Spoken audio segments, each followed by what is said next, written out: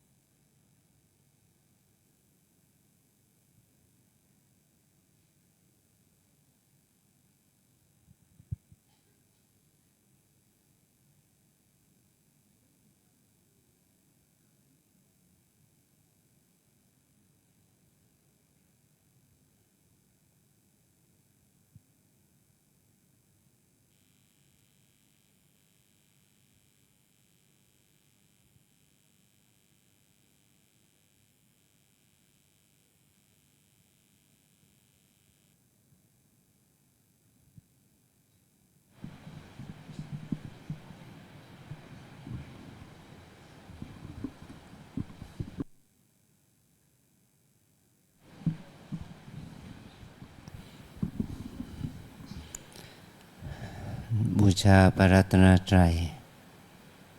อิมินาสการเรนะอิมินาสการเรนะ พุทธังอภิปูชยามะพุทธังอภิปูชยามะอิมินาสการเรนะอิมินาสการเรนะธัมมังอภิปูชยามะธัมมังอภิปูชยามะอิมินาสการเรนะอิมินาสการเรนะสังฆังอภิปูชยามะสังฆังอภิปูชยามะอะระหังสัมมาสัมพุทโธภควาอะระหังสัมมาสัมพุทโธภควาพุทธังภควันตังอภิวาเทมิพุทธังภควันตังอภิวาเทมิสวากขาโตภควตาธัมโมสวากขาโตภควตาธัมโมธัมมังนัมสสา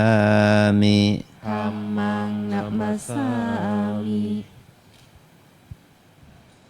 สุปฏิปันโนภควโตสาวกสังโฆสุปฏิปันโนภควโตสาวกสังโฆสังฆังนามามิสังฆังนะมามิหันธมยังพุทธัสสะภควโตปุพพภาคะนะมะการังกะโรมาเสนะโมตัสสะ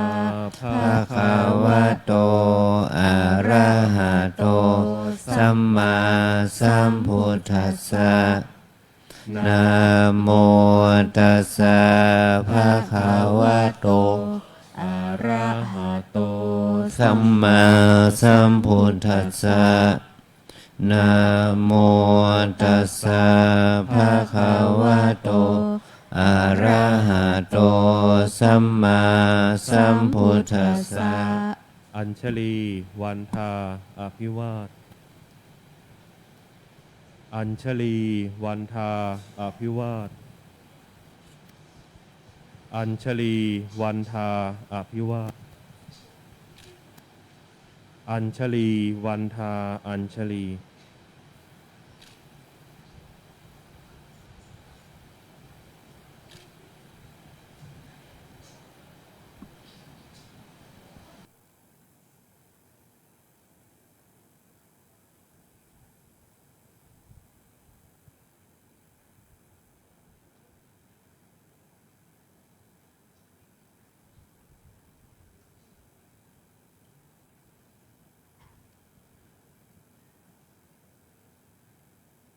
ขอนิมนต์พระภิกษุสงฆ์กราบพระอาจารย์เจ้าคุณพร้อมกันสามเณรแม่ชีโยคีกราบทีหลัง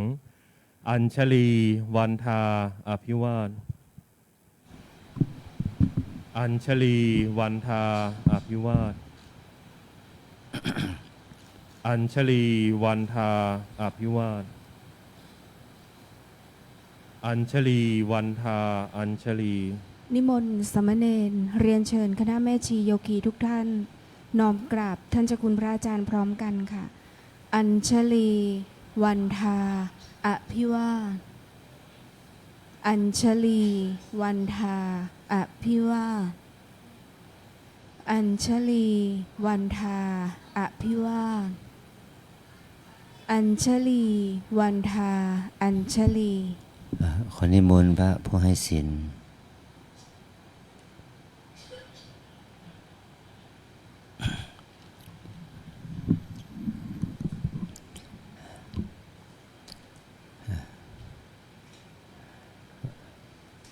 วันนี้ลูกเนนได้ขึ้นมา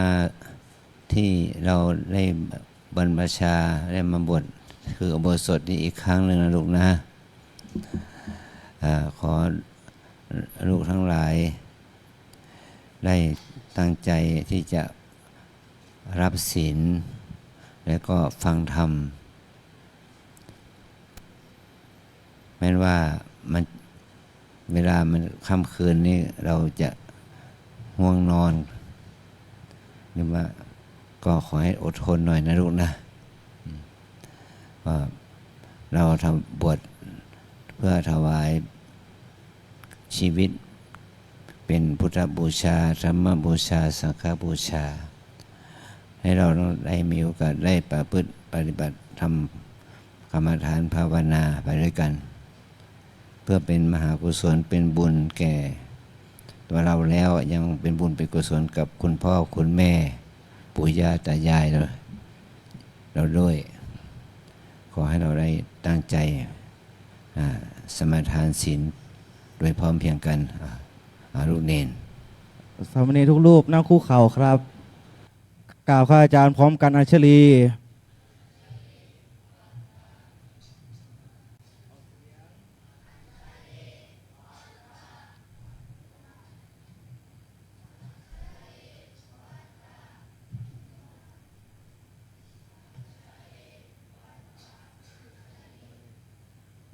อาราธนาศีล10พร้อมกันครับ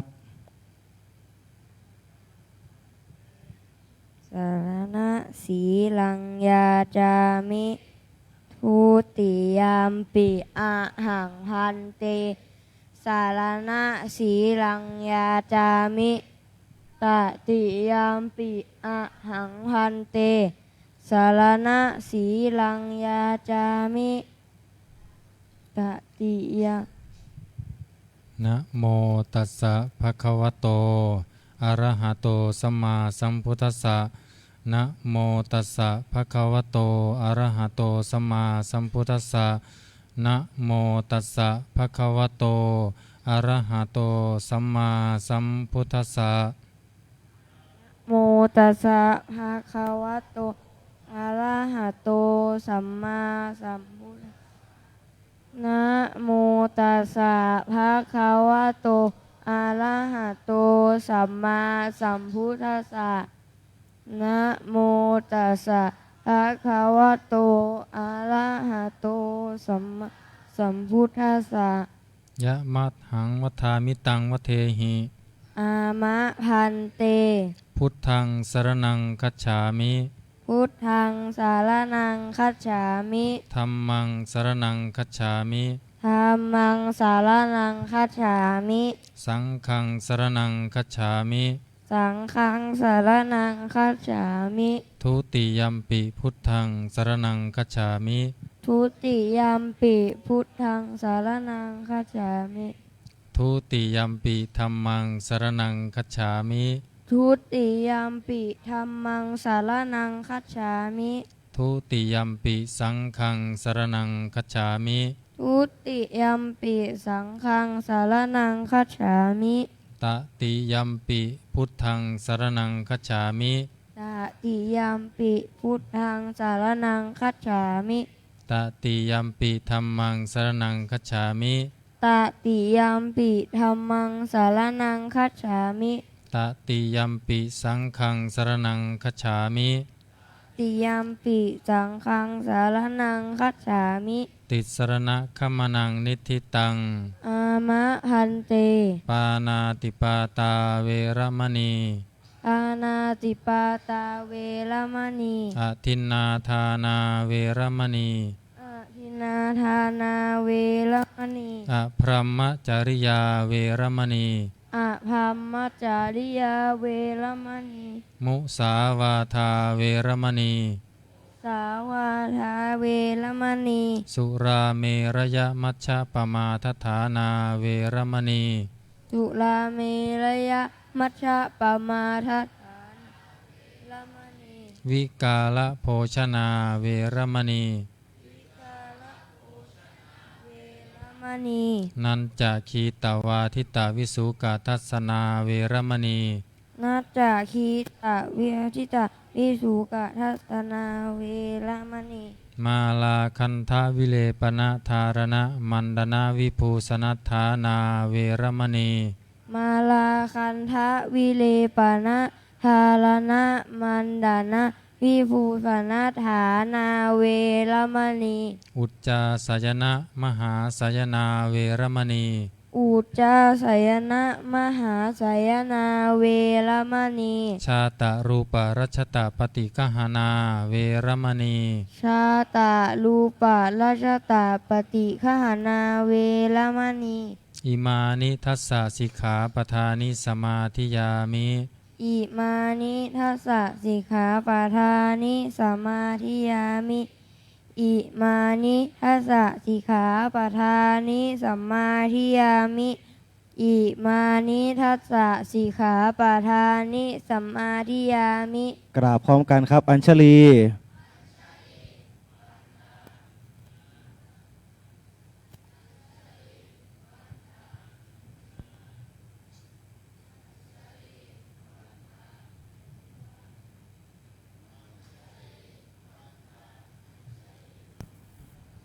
เรียนเชิญคณะแม่ชีโยคีทุกท่านนั่งคุกเข่าค่ะสินจารินีด้วยค่ะกราบพระสมทานศีลพร้อมกันค่ะ อัญชลี วันทา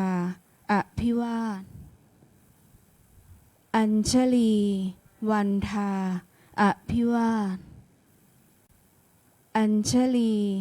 วันทา อภิวาท อัญชลี วันทา อัญชลี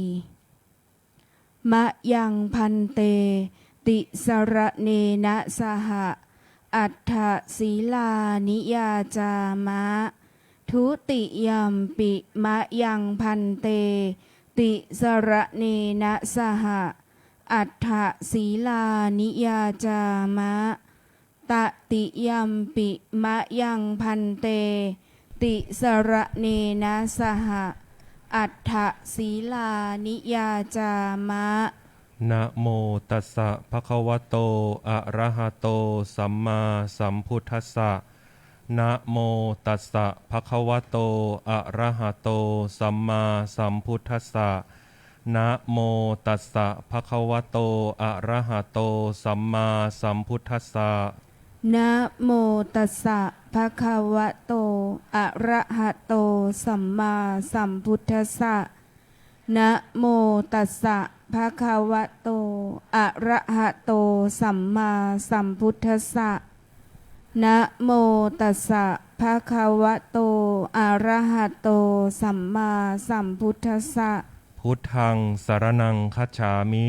พุทธังสรณังคัจฉามิ ธัมมังสรณังคัจฉามิ ธัมมังสรณังคัจฉามิ สังฆังสรณังคัจฉามิ สังฆังสรณังคัจฉามิ ทุติยัมปิพุทธังสรณังคัจฉามิ ทุติยัมปิพุทธังสรณังคัจฉามิ ทุติยัมปิธัมมังสรณังคัจฉามิ ทุติยัมปิธัมมังสรณังคัจฉามิ ทุติยัมปิสังฆังสรณังคัจฉามิ ทุติยัมปิสังฆังสรณังคัจฉามิ ตติยัมปิพุทธังสรณังคัจฉามิ ตติยัมปิพุทธังสรณังคัจฉามิ ตติยัมปิธัมมังสรณังคัจฉามิ ตติยัมปิธัมมังสรณังคัจฉามิ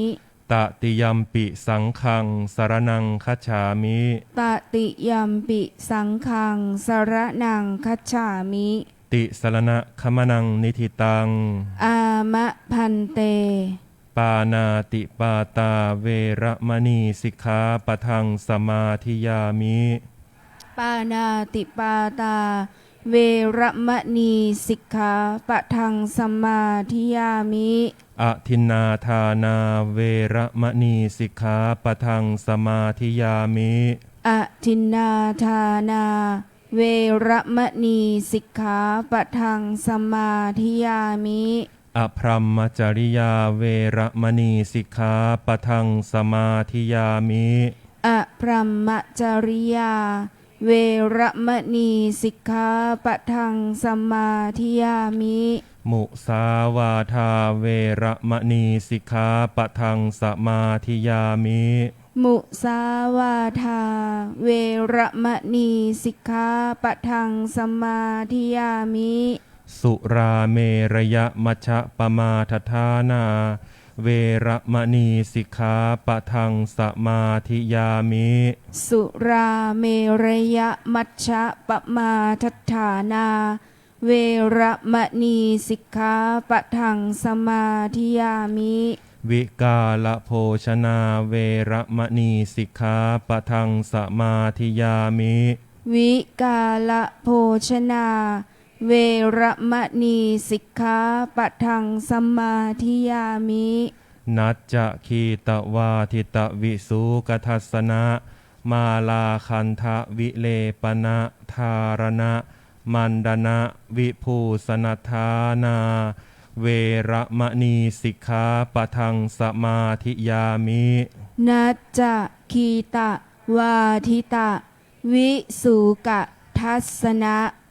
มาลาคันทะวิเลปนะธารณะมันดนะวิภูสนัทธานา เวระมณีสิกขาปะทังสมาธิยามิ อุจจาสยนะมหาสยนา เวระมณีสิกขาปะทังสมาธิยามิ อุจจาสยนะมหาสยนา เวระมณีสิกขาปะทังสมาธิยามิ อิมานิอัฏฐสิกขาปทานิสมาธิยามิ อิมานิอัฏฐสิกขาปทานิสมาธิยามิ อิมานิอัฏฐสิกขาปทานิสมาธิยามิ อิมานิอัฏฐสิกขาปทานิสมาธิยามิ อิมานิอัฏฐสิกขาปทานิสีเลนะสุขติงยันติ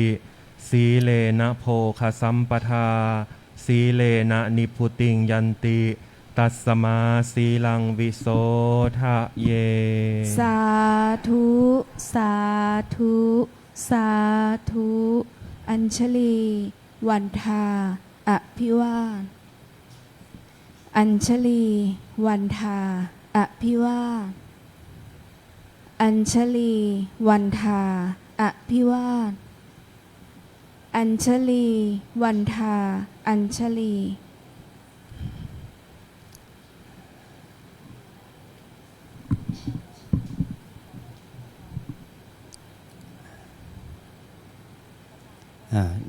ขอจัดแถวพระใหม่แล้วนะ ขยับเก้าอี้ก่อน ท่านหันหน้าออกมา เขาหันหน้าออกมาเขาจะเป็นแถวนี้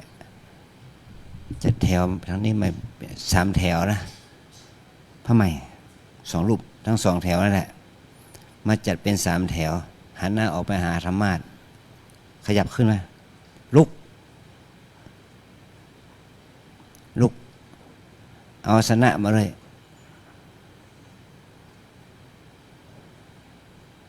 นั่งเนี่ยนั่งเป็น3 แถวขยับเข้ามาอีกเข้ามาขยับเข้ามาเลยขยับเข้ามานั่งข้างหมดนั่นอินฟังนั่น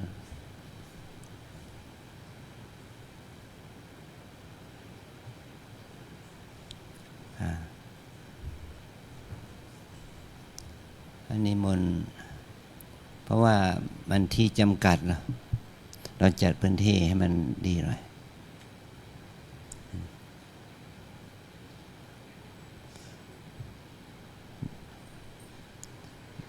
นิมนต์ท่านสรวิทย์นั่งข้างหน้ารุ่นเอนขยับขึ้นมา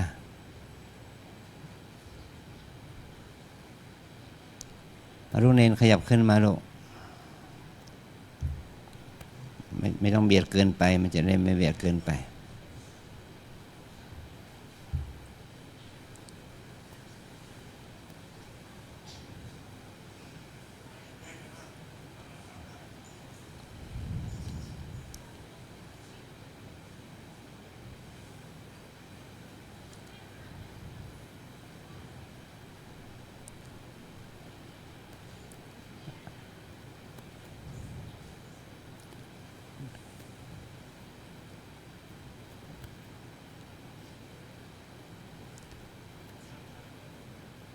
เนนมานั่งแถวหน้าสิเอาเนนใหม่ขยับขึ้นมา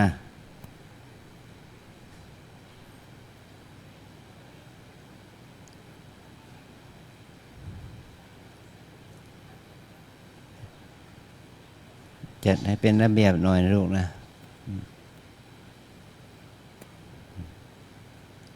นั่งจะได้ไม่เบียดกันเนาะมันจะได้ไม่นั่งให้มันไม่นั่งให้เบียดไม่เบียดกันนะลูกนะนั่งให้พอสบาย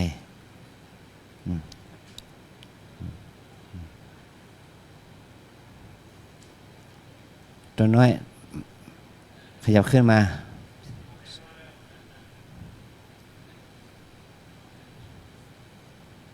เอาละ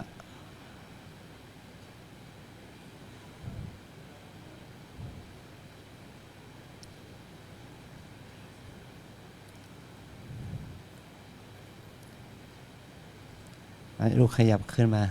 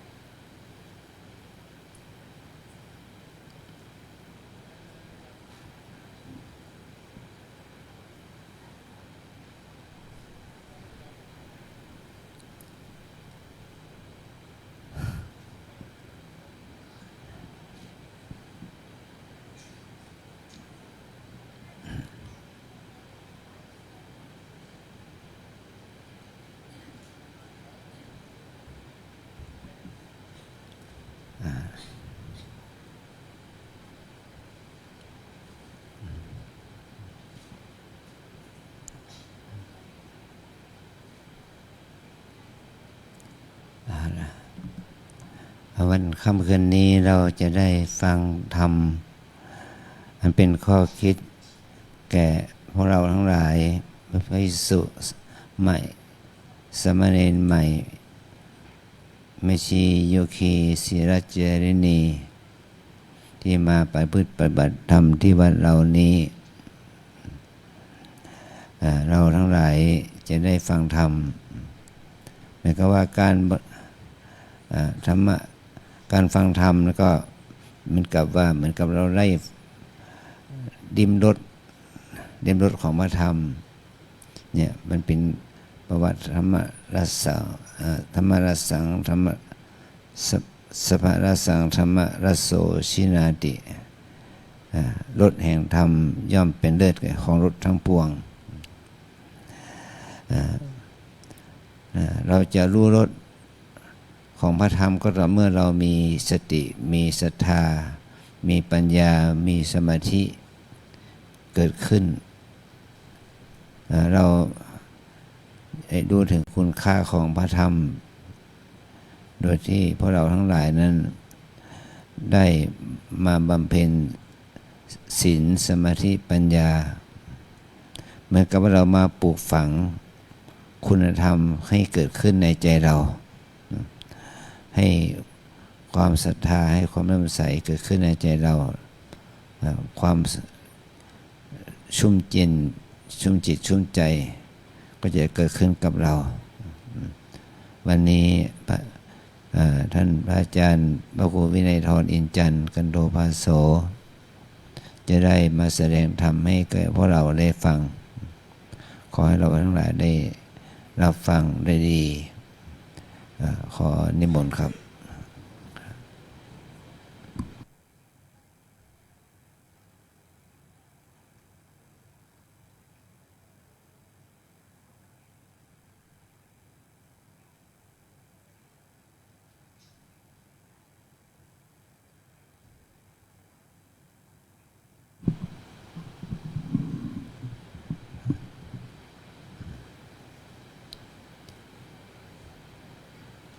ลุงเนนที่ไปมีกิจไปทำกิจส่วนตัวข้างล่างก็ต้องขึ้นมารับฟังธรรมะก่อนนะลูกนะ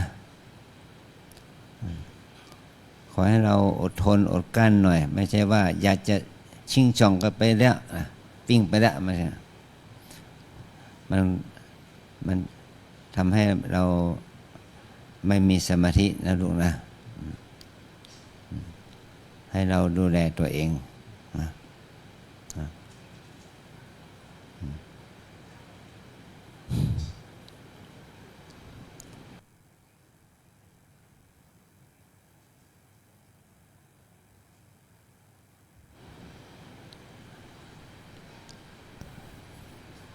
พระ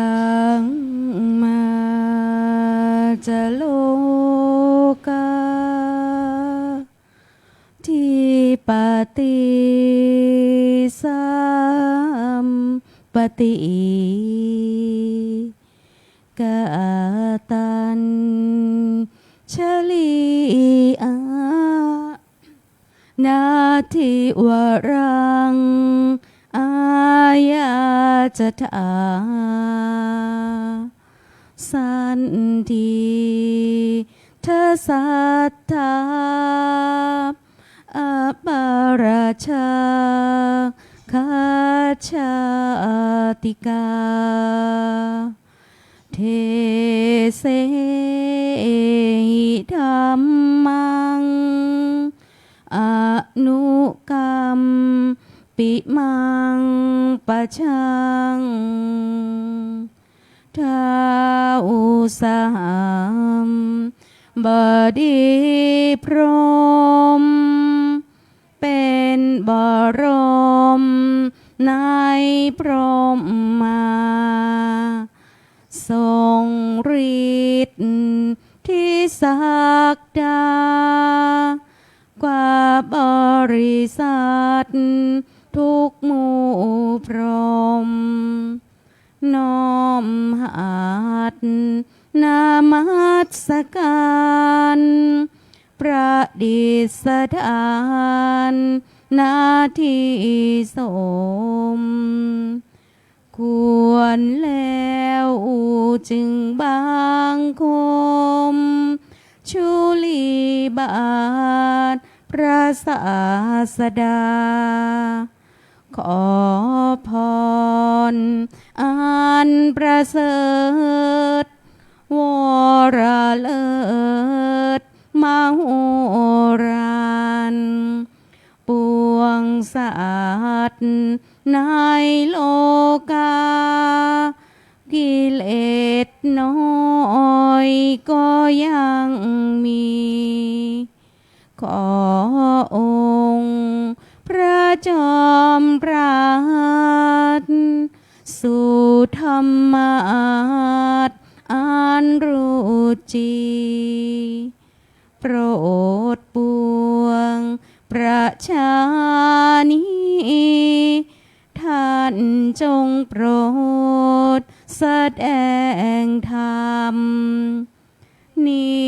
มนต์ท่านเจ้าข้าผู้ปรีชาอันเลิศล้ำโปรดแสดงพระสัทธรรมเทศนา ประวาทีเพื่อให้สำเร็จผลแด่ปวงชนบรรดานี้ศพสุขเกษมสีสมดังเจตนาเทินอาราธนังกโรมา นะโมตัสสะภะคะวะโต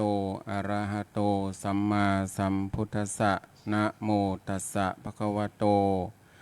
อะระหะโตสัมมาสัมพุทธัสสะนะโมตัสสะภะคะวะโตอะระหะโตสัมมาสัมพุทธัสสะกาเลนะธัมมัสสวนังเอตัมมังคลมุตตมันตีขอความนอบน้อมของข้าพเจ้าจงมีแด่พระรัตนตรัยกราบนมัสการพระเดชพระคุณพระภาวนาธรรมาภิรัตน์ที่เคารพอย่างสูงเจ้าคณะอำเภอเมืองเชียงใหม่เจ้าวาดวัดลำเปิงตะโปธารามและพระภิกษุสามเณรเจริญพรมายังแม่ชีโยคีนักปฏิบัติธรรมทั้งหลายนั่งท่าสบายเนาะไม่มันไม่ค่อยดังนะ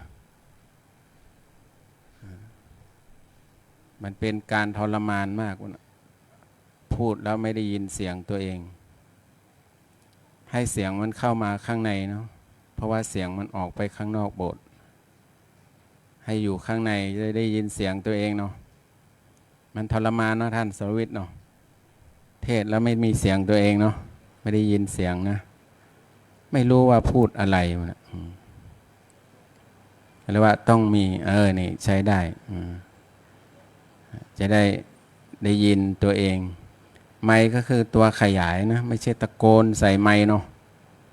ตะโกนใส่ไมค์คอแหบคอแห้งนะหรือว่าต้องไมค์เป็นใจด้วยวันนี้ก็เป็นวันโกนเนาะเรามาทำหน้าที่มาฟังธรรมะตามกาลเวลาตามกาลก็คือ7 วันแล้วก็ฟังครั้งหนึ่งสับเปลี่ยนหมุนเวียนกันไปนะแล้วแต่ว่าจะเป็นคิวของใครเนาะพูดอีกอย่างเขาว่าเวร เป็นเวรของพระรูปนั้นรูปนี้เป็นเวรที่ให้ธรรมะนะก็เพิ่งให้ไปไม่กี่อาทิตย์นี่เนาะถึงเวรเราอีกแล้วนะมันไวน่าดูเนาะมันไวนั่นเราก็มีสามเณรมีพระใหม่มาร่วมทำฟังธรรมด้วยนะเดี๋ยวไม่รู้จะได้อุ้มใครไปบ้างนะกับอาคาร80 ปี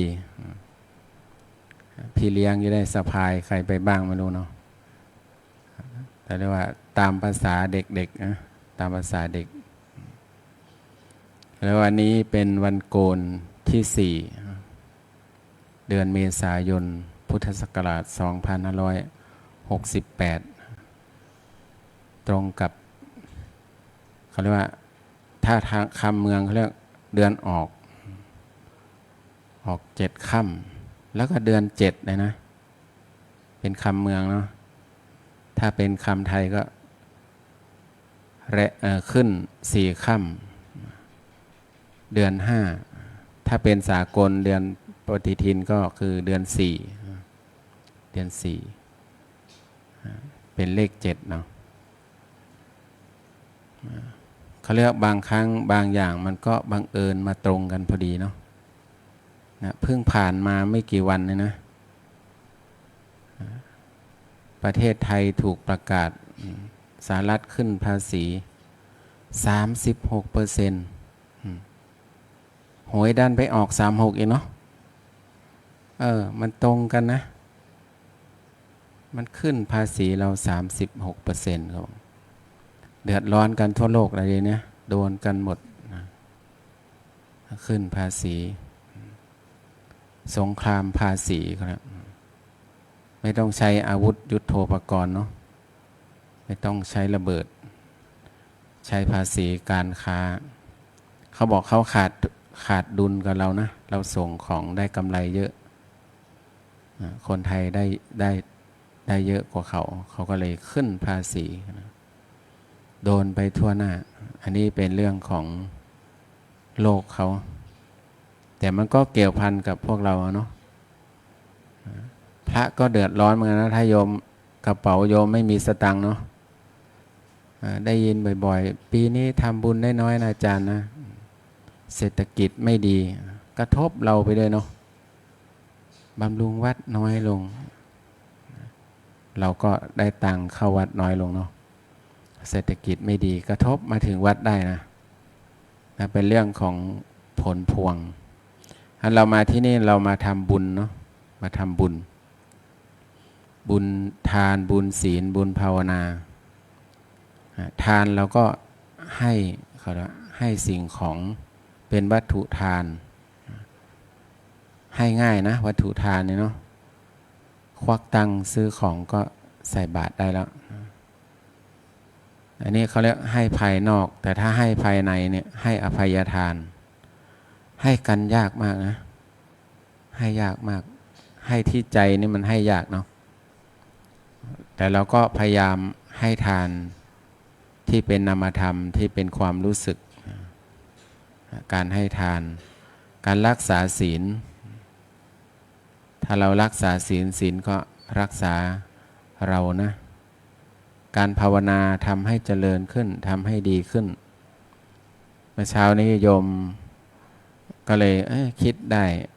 พอโยมสอบอารมณ์โยมก็บอกว่าหนูมาภาวนาขออนุญาตโยมนะ หนูมาภาวนาหนูก็นั่งสมาธิไปได้ยินแม่ชีสอนโยคีคนไหนฟุ้งซ่านนะคนนั้นได้บาปนะเป็นบาปตายแล้วหนูมาภาวนาหนูคงได้บาปมันฟุ้งซ่านทั้งวันภาวนาแล้วจะได้บุญยังไงเนี่ยทำให้เกิดโยคีเกิดความสงสัยขึ้นมาเนาะไม่ชีอะไรก็โทษบาปหมดนะ โทษกรรมโทษบาปปวดขาก็เป็นบาปนะไม่ชีบางคนบอกนะทำบาปเยอะทำกรรมเยอะปวดขาเยอะไม่ถูกนะพูดไม่ถูกทั้งหมดเนาะมันเป็นสภาวะธรรมนะนั่งแล้วปวดเป็นสภาวะธรรมไม่ได้มีสิ่งแปลกปลอมเลยนะไม่มีผีไม่มีสางอะไรมาทำให้เราปวดเนาะร่างกายสรีระของเรามันเป็นทุกข์ของมันเองนั่งนานมันก็เป็นทุกข์ไม่มีกรรมอะไรมาทำให้เราหรอกไม่มีผีตัวไหนทำเนาะเราฟุ้งซ่านนี่ไม่ใช่ว่าเป็นบาปนะโยมนะจริงอยู่จิตเราอาจจะเป็นอกุศลเนาะถ้าคิดเรื่องไม่ดีนะแต่พระพุทธเจ้าท่านก็บอกว่าให้กำหนดที่ใจนะใจเป็นใหญ่ใจเป็นประธานถ้าเราคิดไม่ดีเราก็กำหนดคิดหนอคิดหนอคิดหนอเนี่ยไอ้ตัวหนอนะเขาเรียกตัวสติตัวบุญนะหลวงพ่อท่านก็บอกว่าตัวหนอคือตัวบุญตัวระลึกได้นี่คือตัวสติถ้าเราใส่หนอเข้าไปฟุ้งหนอฟุ้งหนอยนะก็เป็นบุญทันทีนะเราไม่ปล่อยอาการฟุ้งนั้นทำให้เราลุกหนีจากที่เนาะเรากำหนดในบุญเราเกิดนะต่อไปไม่ชี้จะไปบอกนะบาปเนาะ เราก็กลัวจนเรามาใหม่เนาะไหนบอกว่ามาภาวนาได้บุญอ่ะไม่ชี้บอกว่าได้บาปนะได้บาปกลัวนะกลัวนะดูบางอย่างนี่ไม่จำเป็นต้องพูดก็ได้เนาะพูดเป็นกลางๆฟุ้งก็กำหนดนะปวดก็กำหนดแล้วได้บุญทันทีนะโยมนะโยมจะฟุ้งทุกชั่วโมงจะคิดทุกชั่วโมงพอนาฬิกาเรียกโยมนะติดแต่เรากำหนดรู้เนาะรู้ว่ามันปวดรู้ว่ามันฟุ้งซ่านรู้ว่ามันรำคาญเราก็นับเวลามาได้มาส่งครูบาอาจารย์ได้วันนี้หนูฟุ้งเบออาจารย์ได้ทั้งฟุ้งนี่แหละ8 ชั่วโมงเนาะปวดก็ได้ฟุ้งก็ได้อาจารย์ก็จะบอกโยมนะดีมากเลยโยมเนาะแสดงว่าโยมทำเยอะ โยมก็เลยฟุ้งซ่านเลยรำคาญแต่ถ้าบอกโอ้ยสบายสบายนะไม่มีอะไรเลยเอาก็ว่าไปตามนั้นสบายนี่แสดงว่าเราทำน้อยเราไม่ได้พิจารณาไม่อยู่กับปัจจุบันเราก็เลยสบายทำน้อยเนี่ยมันสบายนะโยมนะกิเลสมันชอบมันฟุ้งได้แต่อย่าปล่อยให้ฟุ้งไม่เป็นบาปนะโยมนะคิดได้แต่อย่าคิดเอาเองพอเรากำหนดแล้วเราก็กลับมาที่เดิมมาที่พองหนอยุบหนอของเราที่เดิมนะบุญภาวนาเนี่ยโอ้ตายแล้วเนาะมาภาวนาฟุ้งซ่านก็ไม่ได้เป็นบาปคิดก็ไม่ได้เป็นบาปอีกเนาะต่อไปจะไม่เข้าวัดแล้วเนาะเข้าแล้วเป็นบาปอะเข้ามาทำไมพโยมเนาะไม่มาแล้วนะจริงๆไม่เป็นบาปนะคิดได้ฟุ้งซ่านได้แต่เราอย่าปล่อยให้มันจะไปนั่งคิดเอาเองไปนั่งฟุ้งซ่านเอาเองนะ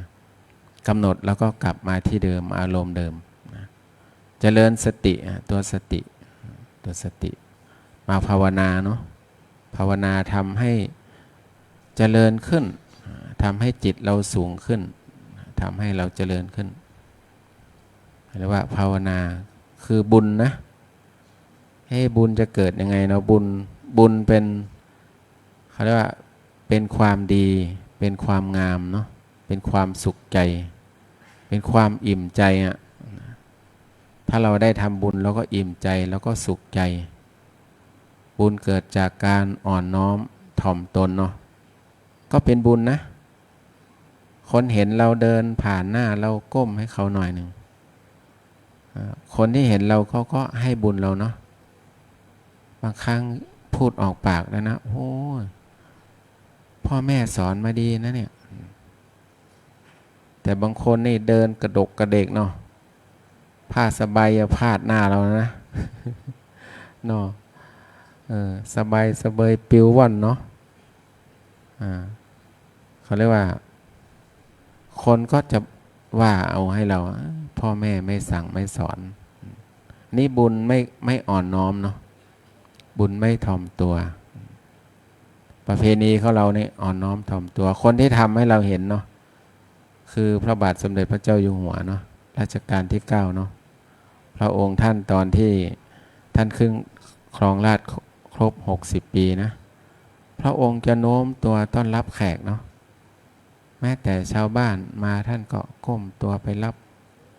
ทำเป็นตัวอย่างนะทำเป็นตัวอย่างเราเห็นเป็นตัวอย่างอะไรเป็นตัวอย่างอย่างดีเราก็เอามาเป็นตัวอย่างได้เขาเรียกว่าความอ่อนเนาะอ่อนน้อมถ่อมตนก็เป็นบุญนะเป็นบุญเป็นกุศลเราทำเราก็รู้สึกสุขใจคิดว่าเขาไม่ได้ตำหนิเราทำฐานหน้าใครเราก็ก้มนิดบางคนนี่เดินแข็งตัวแข็งเลยเนาะทื่อนะไม่รู้ว่าใครก็ไม่รู้เนาะเขาเรียกว่าตัวแข็งเดินตัวแข็งอ่อนน้อมแต่ไม่ใช่อ่อนแอแข็งก็ไม่ได้แข็งกระด้างเขาเรียกต้องเข้มแข็งนะจิตใจเราต้องเข้มแข็งไม่หวั่นไหวจากอารมณ์ที่มากระทบเนาะที่เราฝึกให้หนอเนี่ยเราฝึกอารมณ์ที่มันเข้มแข็งฝึกมากระทบเราก็รีบใส่หนอได้ยินหนอ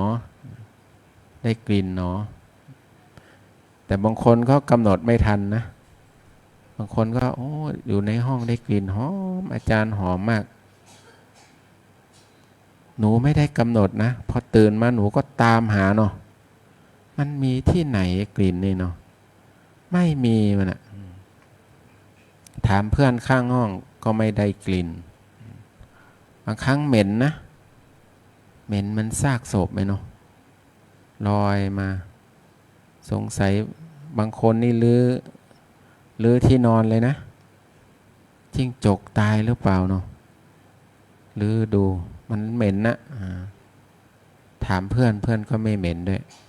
เพราะว่ามันเป็นนิมิตกันแหละพอเราปฏิบัติได้ระยะหนึ่งเขาจะมีนิมิตเนาะมีเห็นแสงสีมีเขาเรียกว่า จมูกได้กลิ่นบ้าง ลิ้นได้รสบ้าง กายได้สัมผัสเบาๆเหมือนบางคนไปนั่งอยู่ที่สงบเนาะโดยเฉพาะหอไตรเนี่ยข้างล่างมันเย็นนะชั้นบนนะเย็นเหมือนกันมันเป็นหินอ่อนเย็นสบายสมัยก่อนอาตมาก็นั่งที่นั้นนะบวชใหม่ๆนะมันเย็นสบายพอเราเย็นสบายจิตก็เป็นสมาธิมีขนลุกบ้างเนาะมีเหมือนใครมานั่งด้วยเรากับเราบ้างเหมือนมีคนมาจับเนาะขนลุกพอลืมตาดูไม่มีอะไรสักอย่างคนก็ไม่มีมันเงียบเนาะกลัวเลยเนาะไม่อยู่แล้วคราวนี้หอบที่นั่งหอบหมอนที่เอามาได้ไปเลยเนาะกลัวเขาเรียกมันเกิดสมาธิเขาเกิดปีติขึ้นมาและนิมิตทางกายเราสัมผัสได้รู้สึกว่าเหมือนมีคนมานั่งใกล้ๆเรานะเหมือนมีคนมาจับนะเป็นนิมิตนะนิมิตเกิดได้เกิดจากอายตนะเนาะตาเห็นแสงสี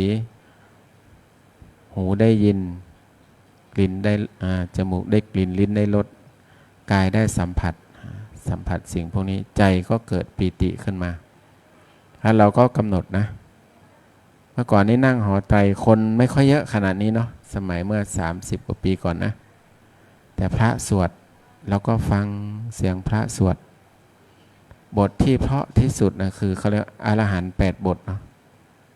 มันเพราะมากเลยนะเสียงเย็นฟังแล้วเพลินมากเนาะอรหันต์พระสวดแล้วก็ฟังเพลินไปแต่ก็กำหนดนะชอบเนาะสบายหูก็สบายหนอวันนั้นก็มี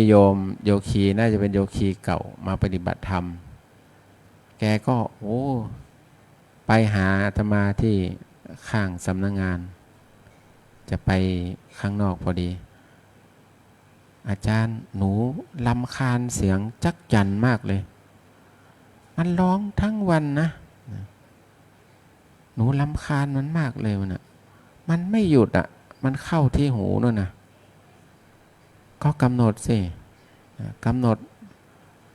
นดแล้วนะก็ถามว่ากำหนดยังไงก็เอาไปที่เสียงมันนั่นแหละได้ยินหนอ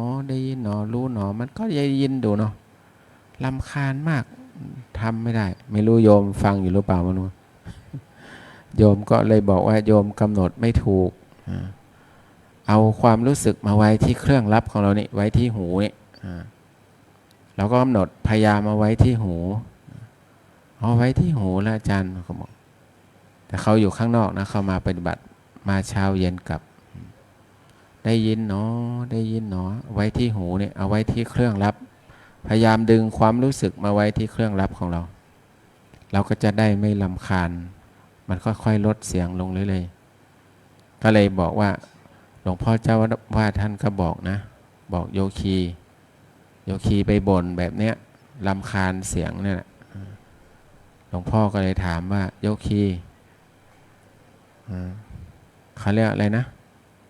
คนหูเลยหูหนวกเนาะโยมจะเอาหูหนวกเลยเอาหนวกหูน่ะเอาไหนผ้าไหมเอาหูหนวกหรือเอาหนวกหูเนาะถ้าหนวกหูแสดงหูเราได้ยินเนาะ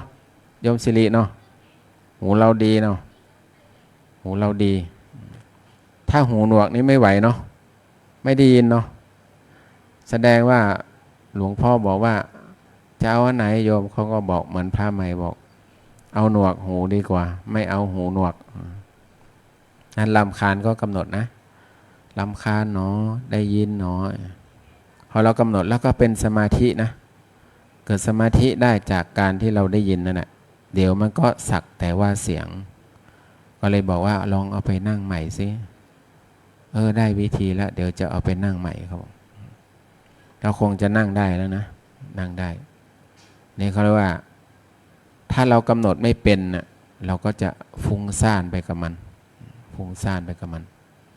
เสียงดังได้แต่เรากำหนดให้เป็น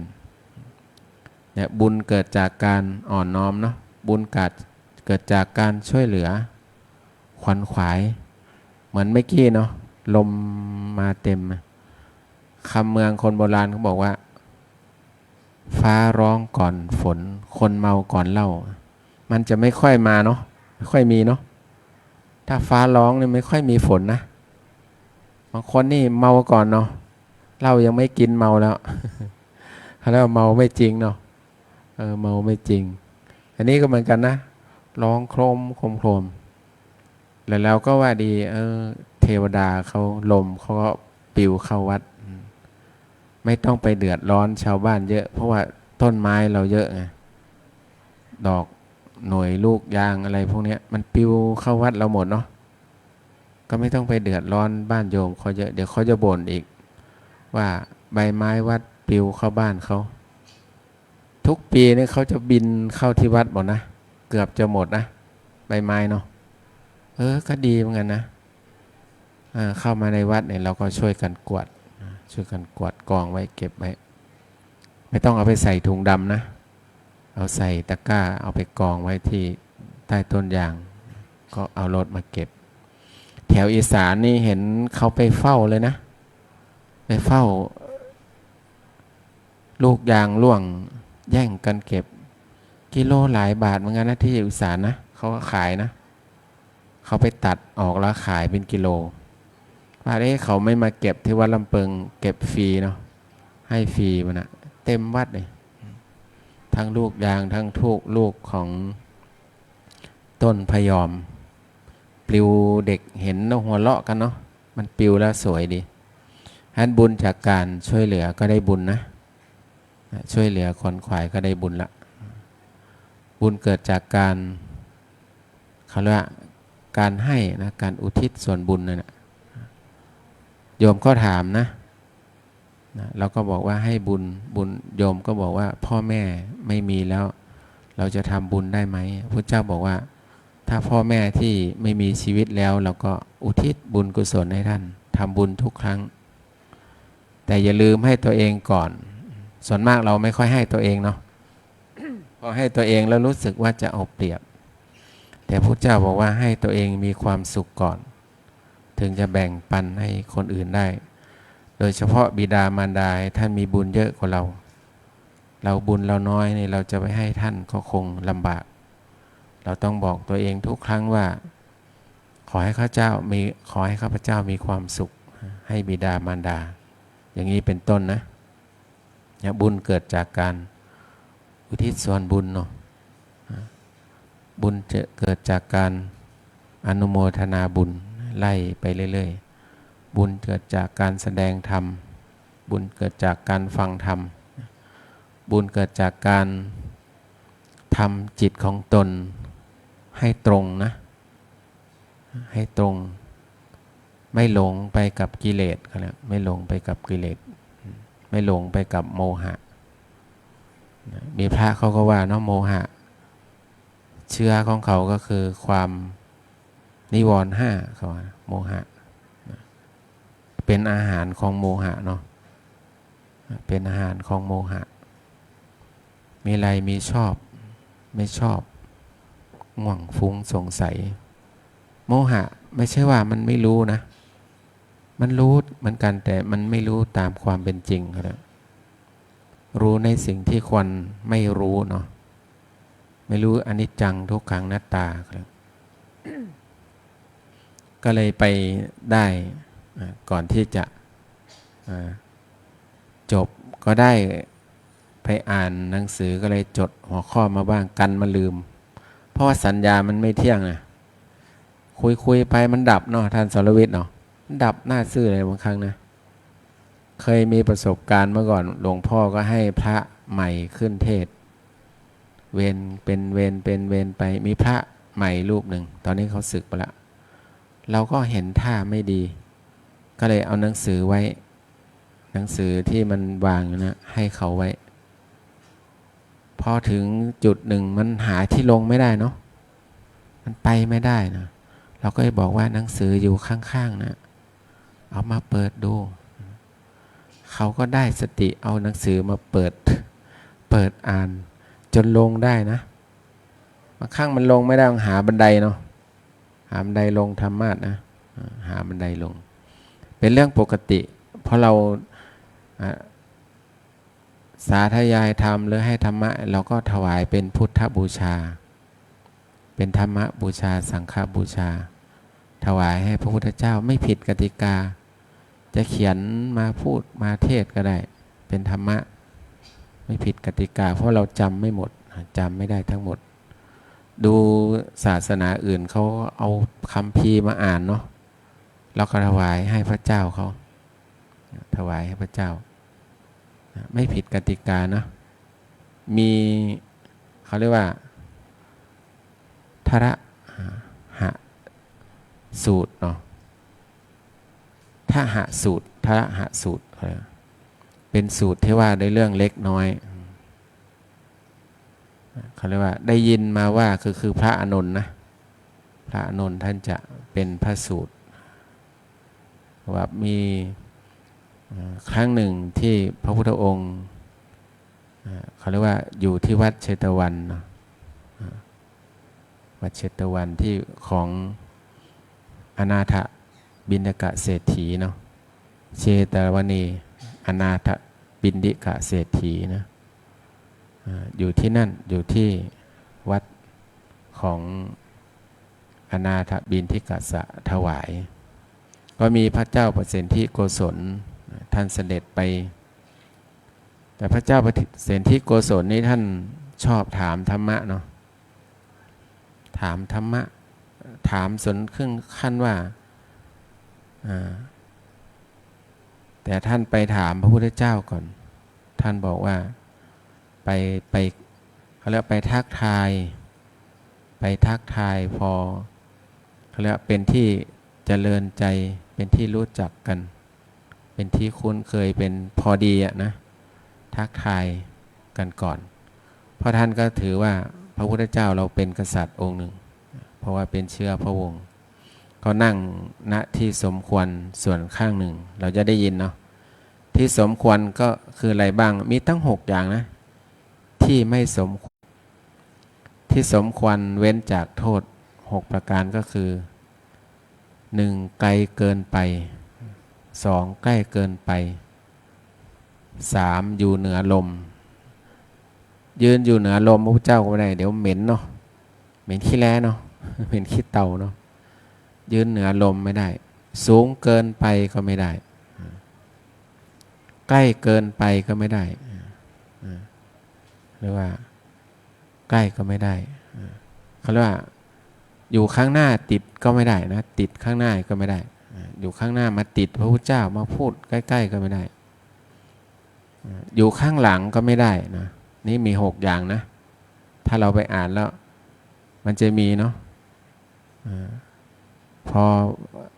อภิวาทอะไรเรียบร้อยก็นั่งอยู่พอสมควรนะก็สนทนาธรรมะสมควรส่วนข้างหนึ่งคืออยู่พอดีปราศจาก6อย่างที่พูดมาเมื่อกี้นะปราศจาก6อย่างนั้นเป็นโทษนะครับพระองค์ก็ทูลถามว่าสมณะพระโคดมท่านได้ตรัสรู้สัมมาสัมโพธิญาณแล้วหรือยังลักษณะนี้เนาะนี่พระพุทธองค์ก็บอกว่าการที่จะกล่าวอย่างนั้นต้องกล่าวให้ถูกต้องกล่าวว่าตถาคตพระตถาคตได้ตรัสรู้สัมมาสัมโพธิญาณแล้วหรือยังเนาะแล้วว่าอย่างนี้ก็ได้ต้องพูดอย่างนี้เนาะเพราะว่าอาตมาพระพุทธเจ้าก็บอกนะในพระไตรปิฎกบอกอาตมาภาพได้ตรัสรู้ตระสัมมาสัมโพธิญาณแล้วนะพระเจ้าประสิทธิโกศลท่านก็กล่าวไปอีกนะพูดไปอีกบอกว่าท่านเคยไปถามสมณพราหมณ์บางเหล่าที่เขาคิดว่าเป็นคนดีเป็นคนมีศีลมีธรรมเนาะประชาชนทั้งหลาย นับหน้าถือตา มีพระปุระกัสสปะเนาะพระนิครนนาถบุตรอย่างนี้เป็นต้นมีตั้ง6 คนเนาะนิครนนาถบุตรฉันชัยก็มีฉันชัยมีอะไรอีกก็ไม่รู้นะ3-4 คนมันจำไม่ค่อยได้เอาเป็นว่าเป็นพราหมณ์ที่ในสมัยก่อนนะเขาก็ถือว่าเขาเป็นเลิศเป็นเลิศเป็นที่เคารพของหมู่ชนพวกพราหมณ์ทั้งหลายใหญ่กว่าพราหมณ์นะเป็นคณาจารย์เนาะแต่พระเจ้าเปรตที่โกศลถามว่าพวกท่านได้ตรัสรู้นะเป็นสัมโพธิญาณหรือยังเป็นอุตระเนาะเขาเรียกว่าสัมโพธิญาณตรัสรู้หรือยังง่ายๆเนาะเขาเรียกว่าเป็นพระพุทธเจ้าหรือยังพูดทำนองนั้นนะเข้าทำนองนะเขาก็ตอบไม่ได้นะแล้วก็ถามว่าทำไมพระโคดมเนาะพระโคดมท่านก็หนุ่มเนาะเป็นพระหนุ่มนะเป็นอภิชาตินะแล้วก็เป็นพระที่บวชใหม่ด้วยเนาะทำไมถึงกล้ารับรองเนาะกล้ารับรองว่าเป็นได้ตรัสรู้สัมมาสัมโพธิญาณเนาะอนุตตรสัมมาสัมโพธิญาณเลยนะพระพุทธเจ้าก็เลยกล่าวบอกว่ามหาบพิตรนะมีอยู่4 อย่างที่คนเราไม่ควรประมาทนะอย่าไปคิดว่าสิ่ง4 อย่างนี้เป็นสิ่งเล็กน้อยนะมีอยู่4 อย่างมีอะไรบ้าง1คือกษัตริย์นะอย่าไปดูหมิ่นดูแคลนว่ากษัตริย์นี้เป็นผู้เยาว์เนาะเป็นเด็กอยู่ได้ขึ้นครองราชย์ยังเยาว์อยู่ยังดูหมิ่นดูแคลนเนาะดูหมิ่นดูแคลนกษัตริย์เนี่ยเพราะท่านมียศถาบรรดาศักดิ์ได้ครองราชสมบัติเนาะถ้ากริ้วโกรธเนาะสามารถสั่งเขาเรียกอาชญากรเนาะสั่งประหารชีวิตได้เนาะสั่งฆ่าคนได้นะชนผู้โง่เขลานะไม่รักชีวิตตัวเองเนาะถ้าไปทำกรรมพวกนี้ถูกฆ่าได้เนาะพระเจ้าว่านะถ้าผู้บุรุษนรชนผู้ที่ฉลาดเนาะจะไม่พูดไม่ประมาทเรื่องพวกนี้นะคือกษัตริย์นะถึงจะเยาว์ก็ประมาทไม่ได้นะไปประมาทไปปรามาสไปว่าท่านเสียหายไม่ได้นี่มีในพระไตรปิฎกนะมีในสูตรนี้นะ2คืองูงูไฟพระภิกษุเนาะ4 อย่างงูไม่ประมาทไม่ดูหมิ่นดูแคลนว่างูตัวนี้มันเล็กนิดเดียวเนาะประมาทว่ามันเล็กนิดเดียวจะทำอะไรมันก็ได้จะไปจับไปอะไรก็ได้เพราะเขาเป็นงูพิษนะถึงจะเป็นตัวเล็กก็ฆ่าเราได้เนาะบุรุษและสตรีเนาะผู้เขานะประมาทในงูพิษนี้ก็ทำให้งูมันฉกได้ฉกเราตายได้ตัวเล็กๆก็อย่าไปประมาทนะประมาทว่างูนี่มันตัวเล็กมันเตี้ยเนาะมันต่ำมันเตี้ยไปประมาทเขาไม่ได้นะขัตติยะนะประมาทงูไม่ได้3ไฟนะตอนนี้ไฟมันไหม้เนาะไหม้นู้นนี่หลายที่นะประมาทไม่ได้ไฟที่มันไหม้อยู่ถึงจะเห็นมันดำเนาะ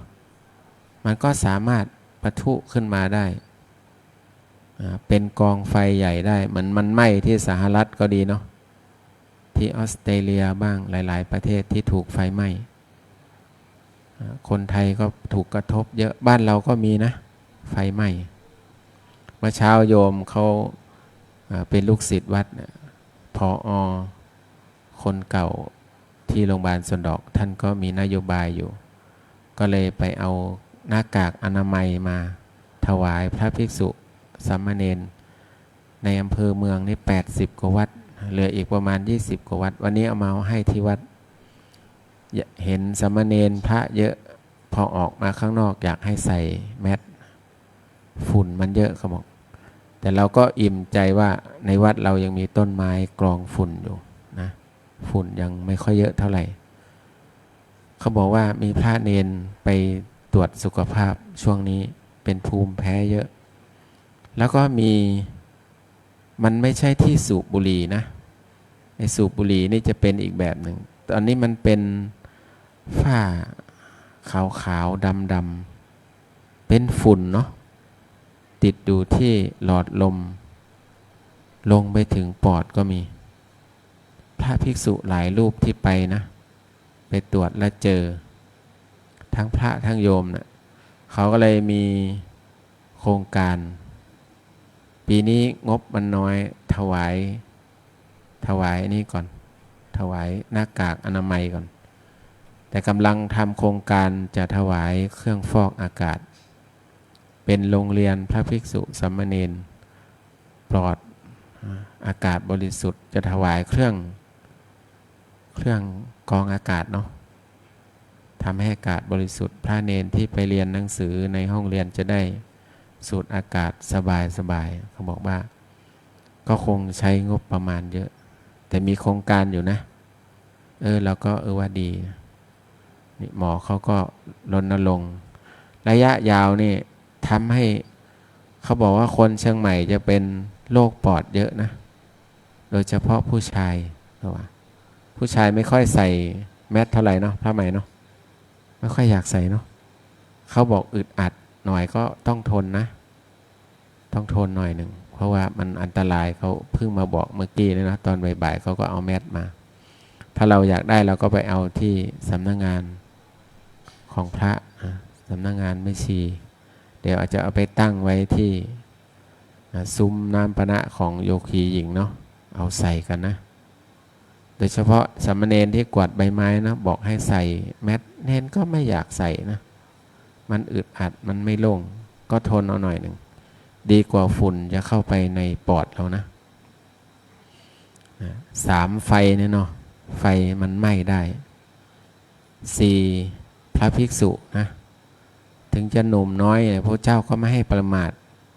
วันนี้พระนี่หนุ่มอยู่นะไปประมาทท่านไม่ได้ท่านก็เปรียบเทียบพระองค์นั่นหรอพระองค์ก็เลยตั้งสุภาษิตนี่ขึ้นว่า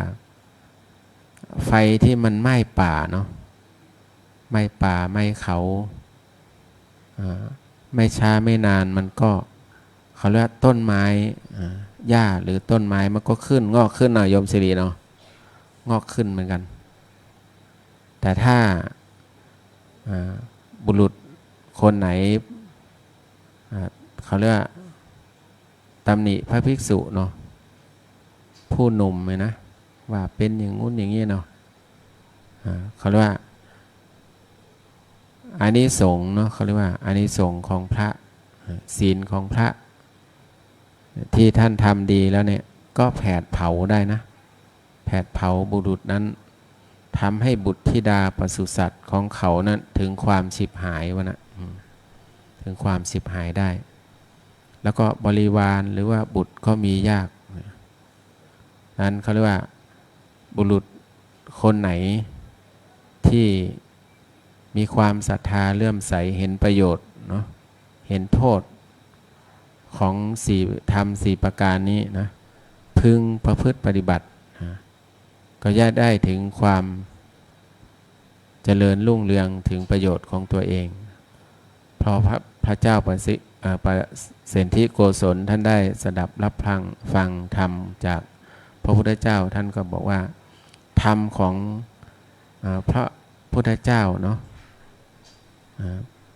เป็นที่ประจักษ์นะเป็นที่เขาเรียกว่าเป็นที่ไพเราะอย่างยิ่งพูดอย่างนี้ทั้ง 2-3 ครั้งนะเป็นธรรมที่ไพเราะ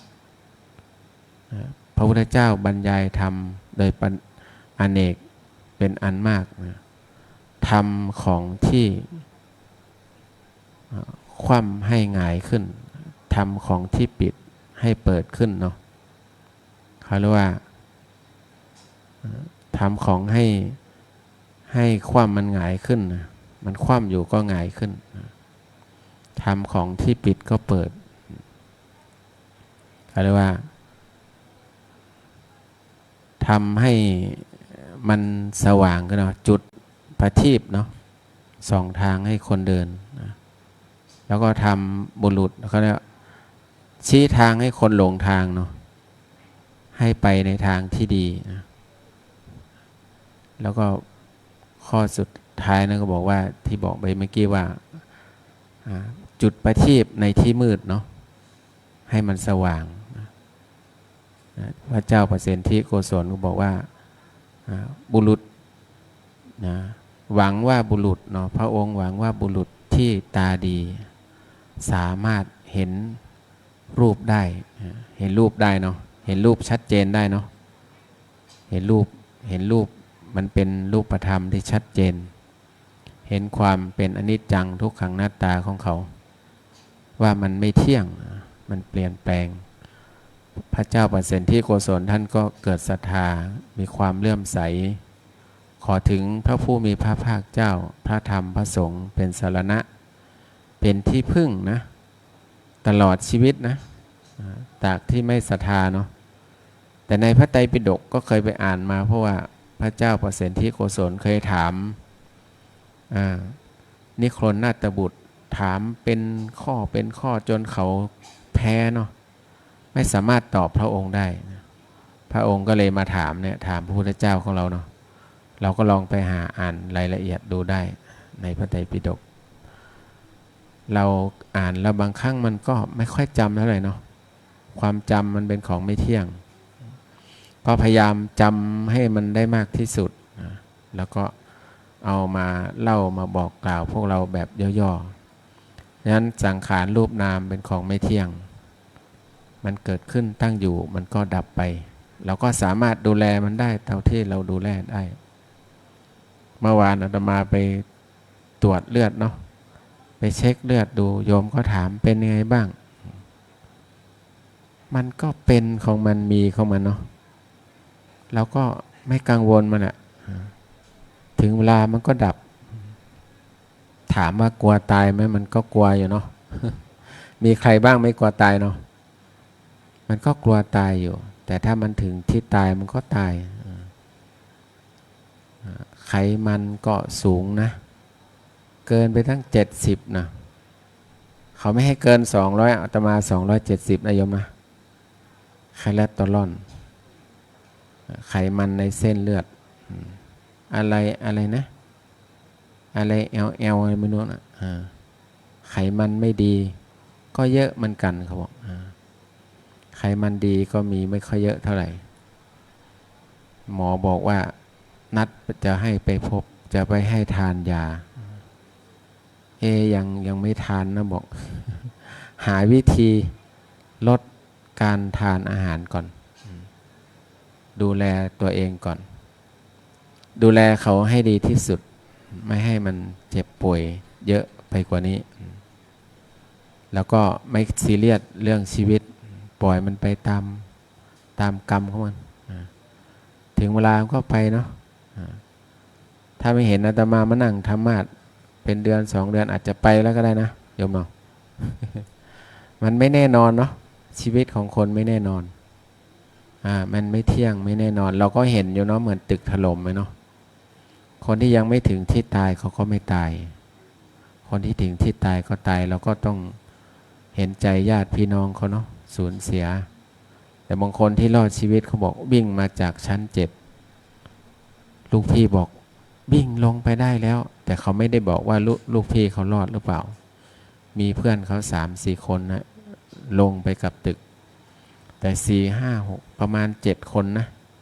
ที่กระโดดข้ามมาที่ลานจอดรถพอเท้าหลุดจากตึกมานั่นน่ะมันก็โครมลงไปเลยนะ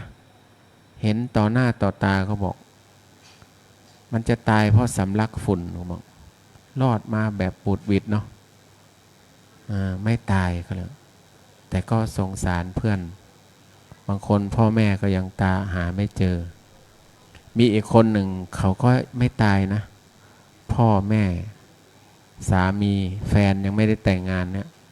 อยู่ในตึกนะไม่รู้ว่าชีวิตจะเหลือหรือเปล่านะที่เขาไม่ตายเพราะว่าแม่บอกว่าลูกไปเบิกของที่สโตร์มาข้างล่างไปเบิกพอลงมาถึงข้างล่างมันก็แผ่นดินมันไหวเนาะไม่ได้ขึ้นไปข้างบนนะเลยรอดคนมันก็ทำใจไม่ได้เนาะเขาสูญเสียไปเราก็ได้แต่แผ่เมตตาท่านอย่าไปประมาทชีวิตนะเขาบอกว่าเดี๋ยวนี้คนกรุงเทพไม่อยากซื้อตึกสูงๆแล้วเนาะบ้านต่ำๆจะขายดีนะใครมีบ้านมือสองที่รอจะขายนี่จะได้ขายดีนะนายโยมนะไม่ต้องกังวลละเดี๋ยวได้ขายแน่เขาซื้อแน่บ้านเดียวข่าวเขาว่างั้นนะแต่น่ากลัวมากเขาก็น่ากลัวแล้วก็ได้แต่แผ่เมตตาอุทิศบุญกุศลให้เขาไปพอมันไม่ถึงตัวของเราเองเราก็ไม่รู้สาอะไรเนาะมันไม่ใช่ญาติแต่เราก็ไม่แสดงออกว่าบางคนนี่แสดงความคิดเห็นไปเข้าด่าเอาทั้งบ้านทั้งเมืองแล้วก็ว่าไปตามสถานการณ์ดูเฉยๆก็เลยดูให้มันรู้ก็พออย่าไปเอะอะโวยวายนิ่งได้หลวงปู่บอกนิ่งได้รอได้ช้าได้ดีได้เนาะเอามาใช้นะเราก็พยายามนิ่งให้ได้มากที่สุดงั้นในค่ำคืนมานี้เนาะเนนก็เริ่มหลับกันละเริ่มหลับก็ดีเหมือนกันนะเนนไม่ต้องไปกวนเพื่อนบางคนนี่ไปแย่เพื่อนไปยุ่งกับเพื่อนพูดเยอะได้บางคนก็หลับไปหลับก็ดีบุญก็ไม่เกิดบาปก็ไม่เกิดเนาะนั่งหลับดีกว่านอนหลับนอนหลับดีกว่านอนไม่หลับถ้านอนไม่หลับเนี่ยโอ้กังวลวิตกกังวลสุขภาพไม่ค่อยดีงั้นเราก็พยายามนอนให้หลับอย่าเอาไปปัญหาไปคิดตอนนอนอันในค่ำคืนวันนี้ก็แสดงธรรมก็พอสมควรแก่เวลาอันไหนที่มันมีประโยชน์กับพวกเราก็เอาไปใช้ได้อันไหนที่ไม่มีประโยชน์เราก็ไม่ต้องไปเก็บไปลกสมองนะอาตมาพูดแล้วอาตมาก็ไม่ทุกข์เนาะแต่คนฟังนะเก็บไปเป็นทุกข์นี่ช่วยไม่ได้นะสิ่งไหนที่มันมีประโยชน์ก็ไปใช้ที่ไหนมันไม่มีประโยชน์ก็เอาทิ้งไว้ที่อุโบสถนี่เนาะการแสดงพระธรรมเทศนาก็พอสมควรแก่เวลาก็ขอสมมุติยุติคงไว้แต่เพียงเท่านี้เอวังก็มีด้วยประกาศนี้หันธรรมยังสาธุการังกโรมาเซสาธุสาธุสาธุอหังพุทธันจะธัมมัญจะสังฆัญจะสรณังคตาอุปาสิกตังเทเสสิงภิกขุสังคัสสะสัมมุขาเอตังเมสรณังเขมังเอตังสรณมุตตมังเอตังสรณมาคมะสัพพทุกขาปมุญจเรยะถาพลังจริยาหังสัมมาสัมพุทธศาสนังทุกขนิสรณเสวะภาคีนิสสะอนาคเตกายเยนะวาจายะวเจตสาวาพุทเทกุกัมมังปะกะตังมะยายังพุทโธปฏิคันหตุอัจจยันตังกาลันตะเรสังวริตุงวะพุทเทกราบกายเยนะวาจายะวเจตสาวาธัมเมกุกัมมังปะกะตังมะยายังธัมโมปฏิคันหตุอัจจยันตังกาลันตะเรสังวริตุงวะธัมเมกราบกายเยนะวาจายะวเจตสาวาสังเคกุกัมมังปะกะตังมะยายังสังโฆปฏิคันหตุอัจจยันตังกาลันตะเรสังวริตุงวะสังเคกราบ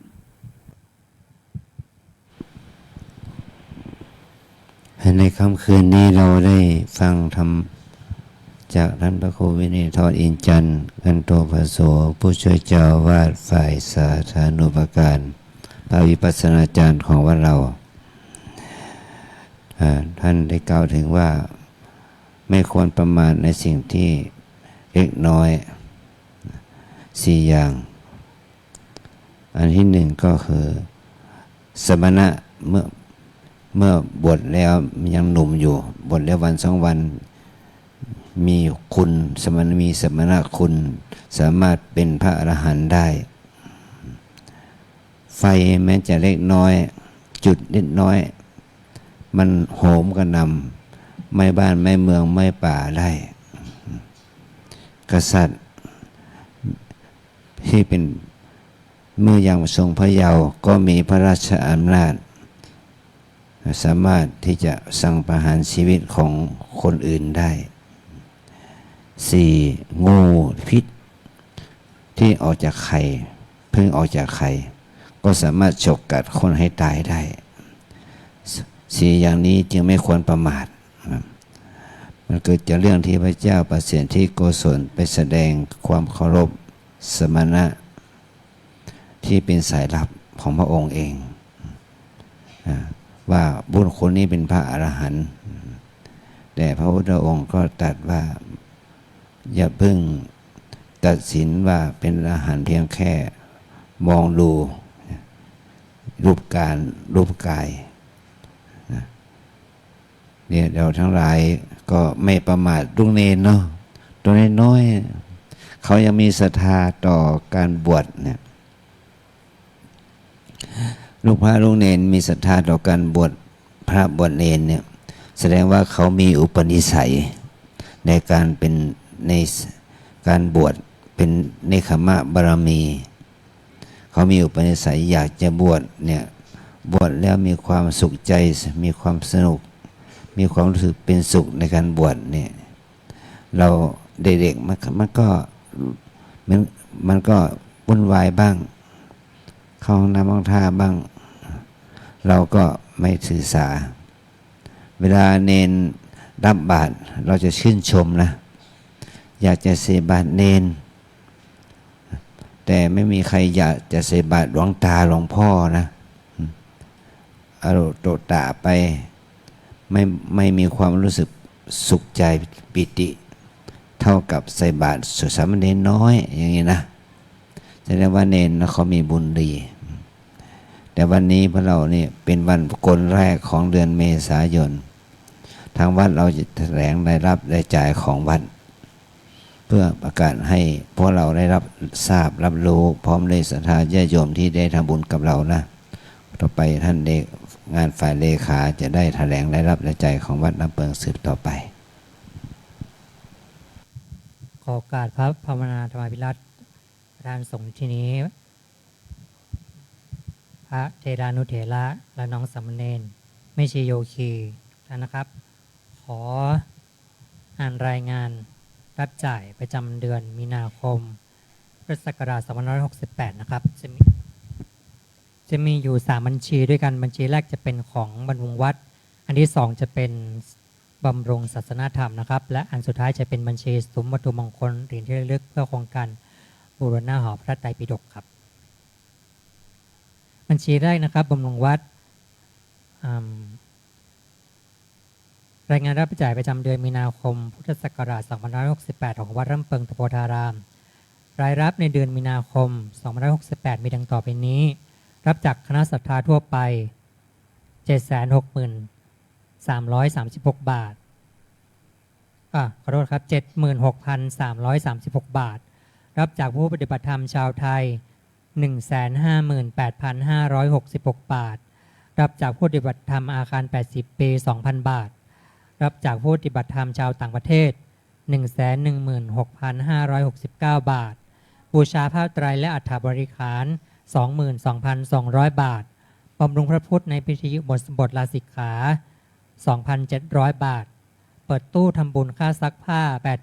8,275 บาทตู้ดอกไม้เวียนเทียน 8,099 บาทดอกไม้ในพิธีอุโบสถลาสิกขา 3,100 บาท เปิดตู้บริจาคบริวิหารศาลาชวนภาวนาและสำนักงานวัด 19,107 บาท รับจากซุ้มบูชาชุดสังฆทาน 15,510 บาท เปิดตู้บริจาคค่าน้ำดื่ม 3,961 บาท ตู้สำนักงานฝ่ายต่างประเทศ 19,550 บาท เปิดตู้บริจาคห้องสุขาหลังวัด 629 บาท รับจากร้านค้าสวัสดิการโครงการสัมมาชีพ 556,475 บาท รับจากคณะศรัทธาโอนเงินที่ไม่ประสงค์ออกนาม 3,387 บาท 02 สตางค์ รับจากกองทุนสวัสดิการสงฆ์ 17,700 บาท รับจากกองทุนสวัสดิการแม่ชี 15,600 บาท รับจากการขายยางพาราอำเภอแม่แตง 14,371 บาท รับจากเจ้าภาพทายทานงานสมโภชอาราม 533 ปีวัดร่ำเปิง 428,613 บาท รวมรับ 1,492,775 บาท 02 สตางค์ รายจ่ายซื้อสินค้าเข้าร้านค้าสวัสดิการโครงการสัมมาชีพ 324,045 บาท 80 สตางค์ ส่วนต่างรายรับจากร้านค้าสวัสดิการโครงการสัมมาชีพนำเข้าโครงการบูรณะหอพระไตรปิฎก 232,429 บาท 20 สตางค์ ค่าอุปกรณ์ประปาและระบบน้ำ 53,430 บาท ค่าน้ำดื่มและน้ำแข็ง 17,655 บาท ค่าน้ำปานะพระภิกษุสามเณร 1,323 บาท ค่าโทรศัพท์ภายในประเทศ 212 บาท 93 สตางค์ ค่าเช่าสัญญาณอินเทอร์เน็ตเซิร์ฟเวอร์ฐานข้อมูลเว็บค่าบริการออนไลน์ต่างๆ 1,011 บาท 15 สตางค์ ค่าใช้จ่ายอุปกรณ์ไฟฟ้าและงานเกี่ยวกับระบบไฟฟ้า 14,303 บาท ค่าส่งจดหมาย 234 บาท ค่าน้ำมันรถ 33,373 บาท 42 สตางค์ ค่าใช้จ่ายและอุปกรณ์เกี่ยวกับรถยนต์ ค่าประกันภัย ค่าบำรุงรักษารถยนต์ 91,963 บาท 30 สตางค์ ค่าอุปกรณ์ก่อสร้างทั่วไป 16,729 บาท ค่าใช้จ่ายและซ่อมบำรุงกุฏิแม่ชีโยคีประจำ 1,870 บาท ค่าใช้จ่ายและอุปกรณ์สำนักงานสงฆ์ 2,390 บาท ค่าใช้จ่ายและอุปกรณ์สำนักงานแม่ชี 6,164 บาท ค่าใช้จ่ายและอุปกรณ์สำนักงานเลขานุการ 3,707 บาท 84 สตางค์ ค่าใช้จ่ายและอุปกรณ์ฝ่ายสดทัศนูปกรณ์ 69,263 บาท 01 สตางค์ ค่าใช้จ่ายและอุปกรณ์สำนักงานฝ่ายต่างประเทศ 38,621 บาท ค่าใช้จ่ายและอุปกรณ์ซ่อมบำรุงอาคาร 80 ปี 1,958 บาท ค่าซักผ้า 3,969 บาท ค่าใช้จ่ายและอุปกรณ์ซ่อมบำรุงกุฏิกรรมฐานฝ่ายหญิง 24,333 บาท ค่าใช้จ่ายและอุปกรณ์ซ่อมบำรุงกุฏิกรรมฐานฝ่ายชาย 1,500 บาท ค่าใช้จ่ายโรงเรียนพระปริยติธรรม 2,996 บาท ค่าใช้จ่ายและอุปกรณ์ซ่อมบำรุงหอพระธรรมอุโบสถวิหารศาลาสัปปลม 13,816 บาท ทำบุญงานบุญต่างๆงานปอยหลวงงานศพ 8,300 บาท ค่าดอกไม้เวียนเทียนสำหรับเวียนเทียน 748 บาท ค่าดอกไม้งานอุปสมบทลาสิกขา 2,167 บาท ค่าดอกไม้งานพิธีต่างๆพวงมาลัยและอุปกรณ์ตกแต่ง 5,875 บาท ค่าอุปกรณ์และน้ำยาทำความสะอาดทั่วไป 15,015 บาท ค่าจ้างคนขับรถ 3 คนคนงาน 1 คน 40,000 บาททำบุญกันพระปฏิโมกข์ 4,000 บาท ค่าขนขยะมูลฝอย 2,500 บาท ค่ากำจัดสิ่งปฏิกูล 5,400 บาท ค่าป้ายไวนิล 2,500 บาท ค่าใช้จ่ายที่ธรณีสงฆ์อำเภอแม่แตงทำฐานแท้งน้ำและที่พักคนงาน 1,9,936 บาท ค่าใช้จ่ายปรับภูมิทัศน์533 บาทค่าใช้จ่ายที่ธนีสงฆ์อำเภอเถินจังหวัดลำปาง 3,000 บาทค่าใช้จ่ายซุ้มวัตถุมงคล500 บาทค่าไม้และอุปกรณ์งานไม้ 6,280 บาทค่าแรงช่างไม้งานไม้ซ่อมแซมภายในวัดและสำนักสาขาของวัดร่ำเปิง 80,000 บาทค่าแรงช่างสีและช่างก่อสร้างซ่อมแซมภายในวัดและสำนักสาขาของวัดร่ำเปิง 90,000 บาทค่าใช้จ่ายงานสมโภชอาราม533ปีวัดร่ำเปิง 381,769 บาทรวมรายจ่าย 1,715,822 บาท 65 สตางค์สรุปยอดเงินคงเหลือยกมาจากเดือนกุมภาพันธ์ 4,233,229 บาท 11 สตางค์บวกรายรับเดือนมีนาคม 1,492,775 บาท 02 สตางค์รวมรายรับทั้งหมด 5,726,004 บาท 13 สตางค์หักรายจ่ายในเดือนมีนาคม 1,715,822 บาท 65 สตางค์ยอดเงินคงเหลือ 4,11,181 บาท 84 สตางค์สรุปรายจ่ายมากกว่ารายรับอยู่ที่ 223,047 บาทกับอีก 63 สตางค์นะครับบัญชีต่อไปจะเป็นบัญชีกองทุนบำรุงศาสนธรรมประจำเดือนมีนาคมพุทธศักราช2568นะครับรายรับ 1. รับจากเจ้าภาพทำบุญค่าอาหาร 765,610 บาทรับจากเจ้าภาพทำบุญน้ำปานะ 44,500 บาทรับจากผู้ปฏิบัติธรรมชาวต่างประเทศ 46,683 บาทรับจากเจ้าภาพทำบุญกองทุนบำรุงศาสนธรรม 2,896 บาทรับจากเจ้าภาพทำบุญค่าไฟฟ้า 34,884 บาทรวมรับ 894,492 บาทครับรายจ่าย 1. ค่าอาหารน้ำปานะผู้ปฏิบัติธรรม 466,185 บาทค่าเครื่องปรุงในโรงครัว 21,131 บาทค่าแก๊สหุงต้ม 21,340 บาทค่าอุปกรณ์ในโรงครัว 9,854 บาทค่าไฟฟ้า 27,692 บาท 69 สตางค์ค่าน้ำประปา 4,834 บาท 16 สตางค์ค่าจ้างคนงานครัว 39,200 บาทรวมรายจ่าย 769,236 บาท 85 สตางค์สรุปยอดเงินคงเหลือยกมาจากเดือนกุมภาพันธ์ 3,546,309 บาท 59 สตางค์บวกรายรับในเดือนมีนาคม 894,492 บาทรวมรายรับทั้งสิ้น 4,440,801 บาท 59 สตางค์หักรายจ่ายในเดือนมีนาคม 769,236 บาท 85 สตางค์ยอดเงินคงเหลือ 3,671,564 บาท 74 สตางค์นะครับสรุปรายรับมากกว่ารายจ่ายอยู่ที่ 125,255 บาทกับอีก 15 สตางค์นะครับและบัญชีสุดท้ายของวันนี้ก็คือรายงานรับจ่ายบัญชีซุ้มวัตถุมงคลเหรียญที่ระลึกเพื่อโครงการบูรณะหอพระไตรปิฎกประจำเดือนมีนาคม 2568 นะครับรายรับ 1. รับจากเจ้าภาพบูชาเหรียญที่ระลึก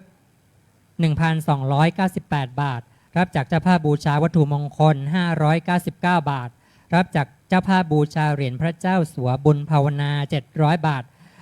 รับจากตู้บริจาคเดือนกุมภาพันธ์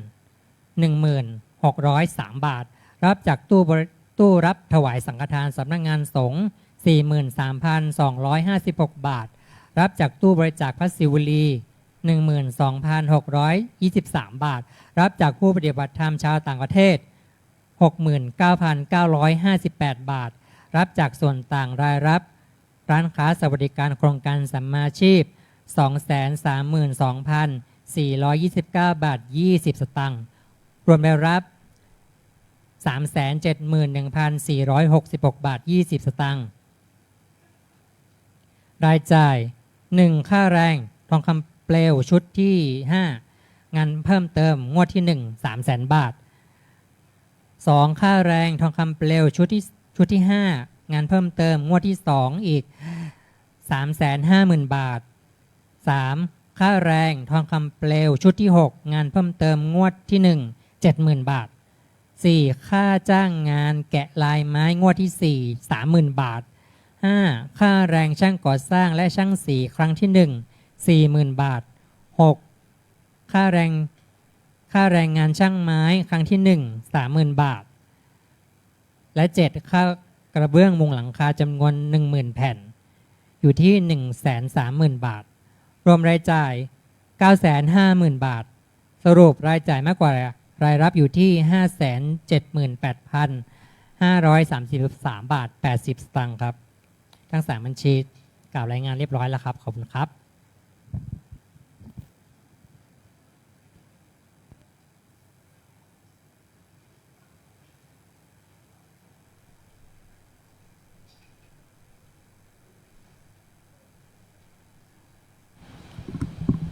ขอสรุปหน่อยนะนี่ว่าพวกเราเนี่ยขับเคลื่อนกายสังขารมีชีวิตอยู่ได้ก็เพราะเรื่องเหล่านี้แหละค่าอาหารการกิน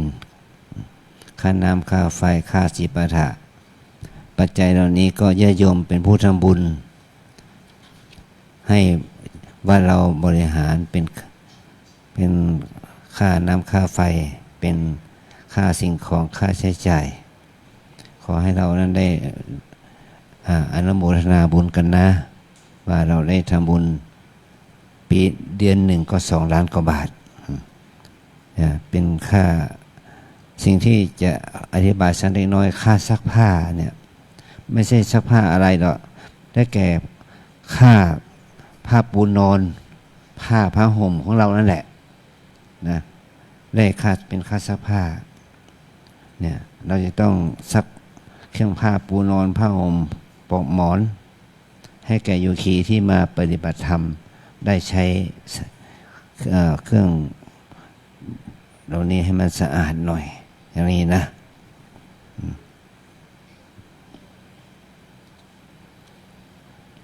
ส่วนค่าไฟฟ้านั้นจำนวน 200,000 กว่าบาท2,7,692 บาทเพราะค่าไฟนี้เรารวมถึงค่าน้ำค่าสูบน้ำด้วยแต่เฉพาะค่าน้ำประปาจากการประปาส่วนภูมิภาคเราใช้เอามาใช้ในโรงครัวใช้น้ำประปาอยู่ 4,834 บาทเป็นน้ำประปาส่วนภูมิภาคแต่น้ำที่เราใช้อาบใช้ล้างใช้เช็ดใช้สีน้ำรุดไม้เนี่ยมันอยู่ในจำนวนค่าไฟค่าน้ำก็ประมาณ 200,000 กว่าบาทก็เป็นสิ่งที่เราได้ร่วมกันทำบุญนะสิ่งต่อไปก็คืองานที่เราทำอยู่นี้ก็คืองานบูรณะปฏิสังขรณ์หอพระไตรปิฎกยังทำไม่เสร็จแต่แถลงเป็นรายเดือนก็มีค่าใช้จ่ายมากกว่าค่ารายรับเราเอากระเบื้องมุงหลังคามาเปลี่ยนหลังคากระเบื้องเก่าเนี่ยก็เขาจะส่งมาให้เราเป็นรถๆไปถ้าใครอยากจะเป็นเจ้าภาพกระเบื้องแผ่นหนึ่งก็20 บาท5 แผ่นก็100 บาทเป็นอย่างนั้นนะบางคนก็ให้การถวายเป็นเนื้อถวายให้วัดเราเมื่อวัดเรามีอายุ533 ปีเขาก็ถวายกระเบื้อง533 แผ่นอย่างนี้ก็มีคนทำบุญก็ทำให้วัดเรานั้นได้รับเป็นค่าใช้จ่ายบูรณะปฏิสังขรณ์อย่างนี้นะขออนุโมทนาบุญกับท่านเจ้าภาพญาติโยมที่ได้ถวายปัจจัยค่าน้ำค่าไฟค่าอาหารหรือค่าจิปาถะ เราจะได้ต้องเอามาแถลงกัน เมื่อกี้นี่มีโยคีมาพูดถึงเรื่องนี้นะว่าเรานั้นได้แสดงรายรับรายจ่ายทุกเดือนติดประกาศด้วย เพื่อให้มันโปร่งใสให้เป็นที่รับรู้กันทั้งคนทั้งในวัดและนอกวัดว่าเราจะได้ทำงานกรรมการนั้นญาติโยมก็มีความศรัทธาที่จะทำบุญนะขอให้เราทั้งหลายได้อนุโมทนาในบุญกุศลที่เราได้ใช้จ่ายออกมาบำรุงพระศาสนาเป็นค่าน้ำค่าไฟค่าอาหารเป็นหลักในเขาคเนสิบต่อไปตอนนี้ไปเราไปพระกันเนาะ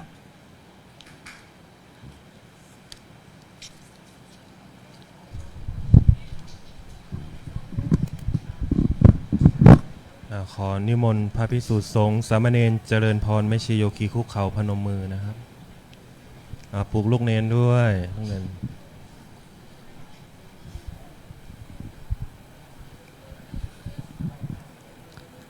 อะระหังสัมมาสัมพุทโธภะคะวา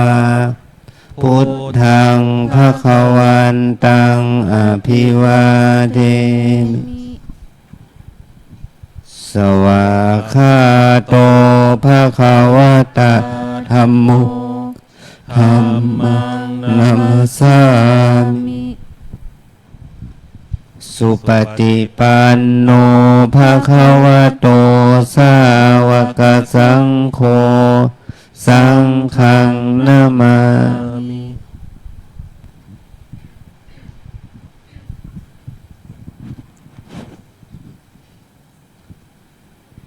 ขอนิมนต์พระภิกษุสงฆ์กลับก่อนนะครับอัญชลีวันทาอภิวาทอัญชลีวันทาอภิวาทอัญชลีวันทาอภิวาทอัญชลีวันทาอัญชลีนิมนต์สมณเณรเรียนเชิญแม่ชีโยคีสินจารณีทุกท่านน้อมกราบท่านเจ้าคุณพระอาจารย์พร้อมกันค่ะอัญชลีวันทาอภิวาทอัญชลีวันทาอภิวาทอัญชลีวันทาอภิวาทอัญชลีวันทาอัญชลีจัตตารโอธรรมาวัฏันติอายุวันโนสุขังพระลังสาธุสาธุสาธุดูเนนมีให้สงบนะเมื่อเดินทางออกไปพักและช่วยประคองเพื่อนไปด้วย ช่วยอุ้มเพื่อนไปด้วยนะเดี๋ยวมันจะโวยวายตื่นขึ้นมาไม่มีใครอยู่ในอุโบสถนี่นะ ดูแลลูกเนนเราด้วยนะค่ะก็ขออนุญาตใช้เสียงนะคะขอให้โยคีทั้งสองฝั่งนะคะช่วยกันปิดประตูหน้าต่างนะคะเก็บ